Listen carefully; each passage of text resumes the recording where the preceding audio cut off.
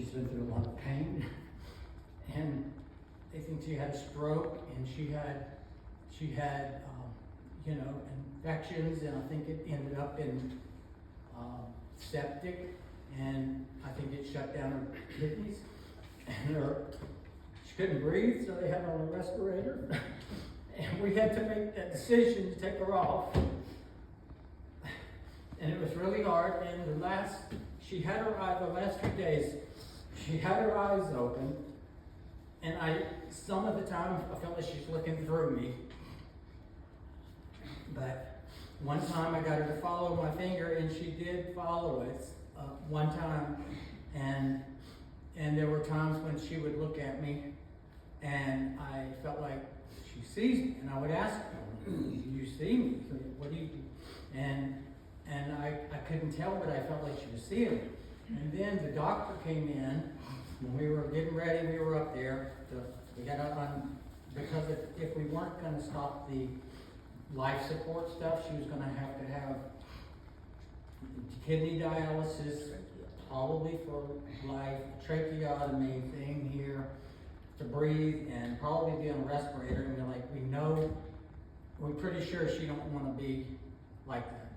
And so as a family, and then if she were to have her heart was to stop, they wanted to know, do we want to resuscitate her? And she was so frail and thin that I felt like they were going to break her ribs. Yeah, she was 68 pounds before she died.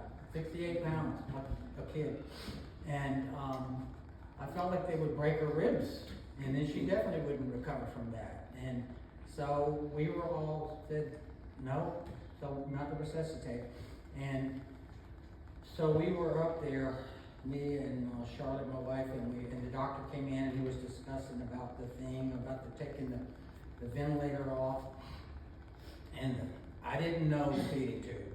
I thought that was, they just said that ventilator, so I thought it was only that. So it really surprised me when I didn't see, how is she gonna, me and the doctor we talked about, and he said, take the ventilator off, and then it's up to her and God.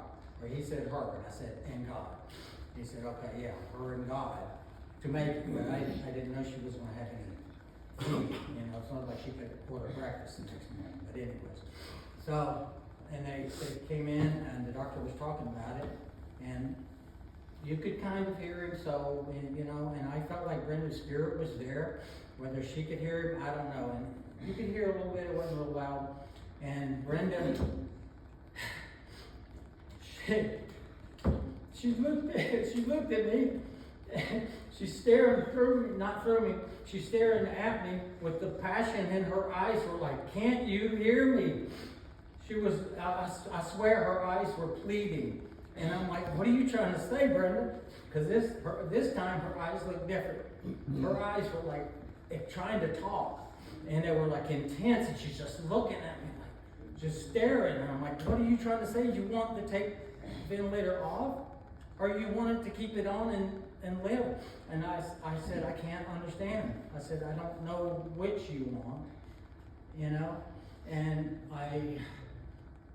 I said, we trying to do what's best for you, we trying to do, we don't think you can handle the rest of us, and I think she wouldn't last. She was so weak, her oxygen, her blood pressure was what? 50 or 40 something over 10, her blood pressure, towards the end there, and so we had to make a decision to take it off, but she was pleading with her eyes, and I'm like, she just would not stop staring. It was like, it was different than the other ones. It was intense. We got in the room and held hands and said a prayer for her. Of course, I couldn't make it through the prayer hardly, but I felt like at the end of it, even with the breaking down, I felt like I said what I wanted to say, and felt like I wasn't present. And then we took her off, and I wasn't thinking that she was going to die anytime soon. I really thought she was going to last a few days, and we'd be able to see her.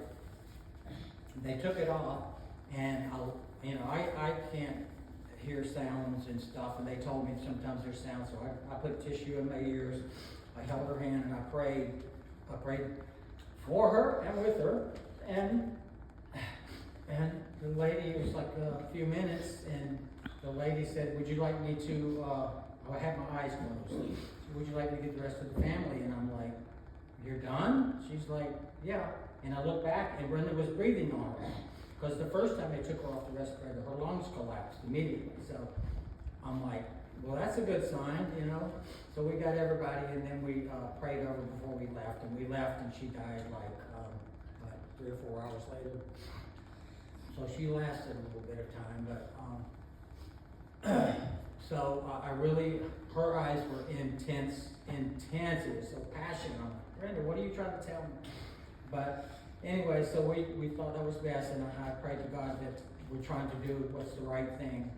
And I guess this is my sister here, and I guess in this urn, is that correct?